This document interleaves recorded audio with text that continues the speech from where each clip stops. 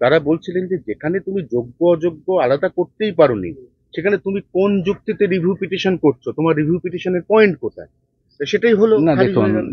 যোগ্যর ব্যাপারটা যদি ক্লিয়ার হয়ে যায় তাহলে তো সরকারের চুরি ধরা পড়ে যাবে বা তাদের পার্টি লোক। সেজন্য পশ্চিমবঙ্গ রাজ্য সরকার কিছুতেই চায় না এই যোগ্য বা চাকরিহারা শিক্ষকদের সমস্যাটা সমাধান হোক।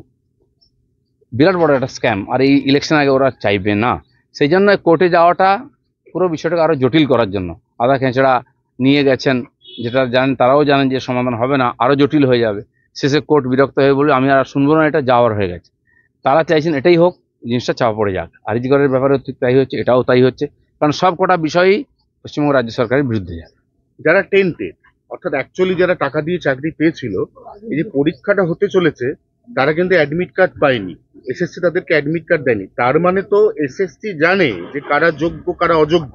তাহলে তারা সুপ্রিম কোর্টে যদি সেই তালিকাটা দিয়ে দিত, অথবা ওএমআর শিটটা যদি তারা সিবিআই কে দিয়ে দিত, তাহলে তো আজকে এই যোগ্য ছেলে মেয়েগুলো চাকরি হারাতেই হতো না।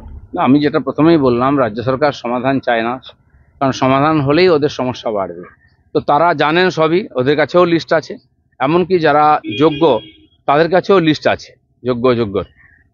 কোর্টের এটা নিয়ে বিচার করার, এটাকেই জোর দেওয়া উচিত যাতে সমাধান বার করা হয়। যদি কেউ সমাধান না চায় তাহলে এতগুলো পরিবার কোথায় যাবে?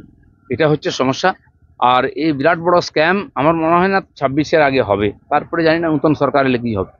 আর 3 নম্বর এবং শেষ প্রশ্ন হচ্ছে যে আমাদের এই যে ওবিসি জট, এই ওবিসি জটে আমাদের মেডিকেল কাউন্সিল সেখানে একাধিক মেডিকেল কলেজের যে ইন্টারভিউ, অর্থাৎ যেখান থেকে তারা সেমিস্টারে পড়াশোনা শুরু করবে, সেটা নেওয়া গেল না।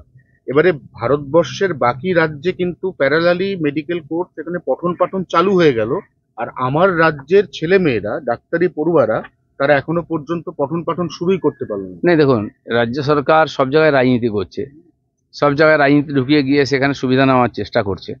না হলে সেই আদালত পরিষ্কার করে দিয়েছেন যেটা চলবে না, যারা মুসলিম ওবিসি তারা এর মধ্যে আসবে না, কারণ ধার্মিক আধারে কোনো রিজার্ভেশন হয় না।